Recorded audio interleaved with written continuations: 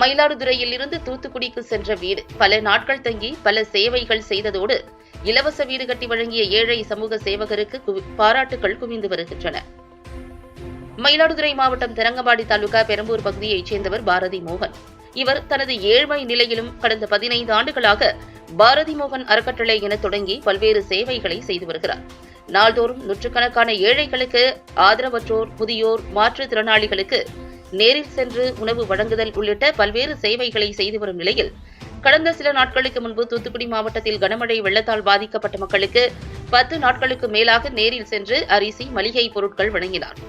மேலும் தூத்துக்குடி மாவட்டம் ஏரல் தாலுகா கொருங்கனி பகுதியைச் சேர்ந்த முத்துலட்சுமி என்பவர் கூரை வீடு மழை வெள்ளத்தால் தரைமட்டமானது. என்ன செய்வதென்று தெரியாமல் தவித்த முத்துலட்சுமிக்கு பாரதி மோகன் உடனடியாக தனது நண்பர்கள் உதவியுடன் அங்கேயே தங்கி வீடு கட்டும் பணியில் ஈடுபட்டு வீட்டினை கட்டி முத்துலட்சுமியிடம் ஒப்படைத்தார். தனது அறக்கட்டளையைச் சேர்ந்த பலருடன் இரவு பகலாக நின்று வீட்டினை கட்டி முடித்து முத்துலட்சுமியிடம் வழங்கிய போது எங்கிருந்தோ வந்து எதிர்பார்க்காத அளவில் வீட்டினை கட்டி வழங்கியதோடு வீட்டிற்கு தேவையான கிரைண்டர், மிக்சி, ஃபேன், பாத்திரங்கள் உள்ளிட்ட அத்தியாவசிய பொருட்களையும் வழங்கினார். இந்நிலையில் சமூக சேவகர் பாரதி மோகனிடம் முத்துலட்சுமி கண்ணீர் மல்க நன்றி தெரிவித்தார். இந்நிகழ்வு அப்பகுதி மக்கள் மட்டுமின்றி மயிலாடுதுறை மாவட்ட மக்களையும் பெருமைப்படுத்தியது. பலரும் தொடர்ந்து பாராட்டுக்களை அவருக்கு தெரிவித்து வருகின்றனர். எனக்கு இந்த வீடும் கட்டி கொடுத்து இந்த பொருளும் வாங்கி கொடுத்துருக்காங்க. என்ன மாதிரி பாதிக்கப்பட்ட நிறைய பேர் இருக்காங்க.